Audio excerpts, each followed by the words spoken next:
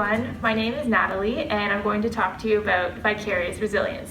So I'm an alumni of Parkdale and I wrote my paper on Vicarious Resilience because I learned a little bit about vicarious trauma, and I was a bit concerned about the way that we currently deal with vicarious trauma. So as you probably know, or you've heard, the traditional way we deal with vicarious trauma right now is through what we call self-care techniques. So what do I mean by self-care?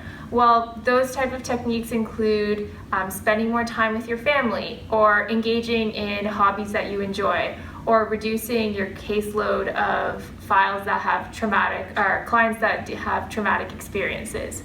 So all of these things and other techniques that are in that category really deal with the symptoms of vicarious trauma. But what I was concerned with was that I wanted to find a way of really dealing with the actual cause, which is when you engage empathetically with your clients, you end up experiencing the trauma that they experience because you're really trying to connect with your clients.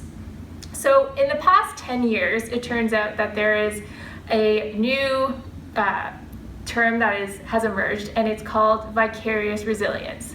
So vicarious resilience is really like the mirror image of vicarious trauma. So in the sense that if you engage empathetically with your clients, not only can you experience the trauma, but you can also really gain inspiration from their ability to overcome these like really difficult situations in their lives. So a really good example of this is there was a study on therapists working with survivors of torture. And as one therapist said, when you witness someone coping with something like a kidnapping, you question why you don't cope better with your own losses. In other words, you develop your potential. So the difference between self-help techniques and vicarious resilience is that with vicarious resilience, it really aims to get at the heart of when you start changing your world perspective, right? Because vicarious trauma can cause you to become depressed, to become really cynical and suspicious of people. But with vicarious resilience, you start to see there's hope and there's really good in people, even though there are some terrible circumstances. And in fact, in studies of therapists who experience vicarious resilience, they not only do they gain inspiration from their clients, but they change their perspective on their work and they become more involved in social causes and social change because they think they'll bring about better outcomes for their clients and other people in society. So what does this mean for someone who's working at Parkdale? Well, you know, as a student, there is a chance you're going to experience vicarious trauma. There are a lot of clients who come to the clinic who have difficult experiences, and you're going to really want to help them. But in some cases, you can't.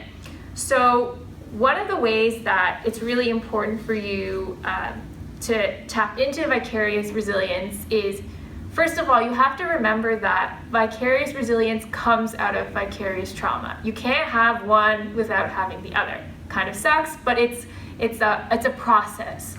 The second thing is that when you first meet your clients, you have to see them more as a partner or an equal in your relationship rather than you just trying to save them from their difficult situation. And that'll really help you and help your client because it'll give you the opportunity to see strengths in their narrative and strengths in your client themselves. So for example, the fact that your client is even coming to you and talking to you about these experiences in their lives is extremely courageous. You know, they're opening themselves up to someone they don't know and talking about things that are very personal to them. So that's a sign of strength, for example. So when you start looking for those things in your clients, you're going to, experience vicarious resilience. They're really small incremental steps, but they'll be really helpful. So not only are you going to help yourself, but you'll become a much better caseworker, much better lawyer, because you can really help your clients as well.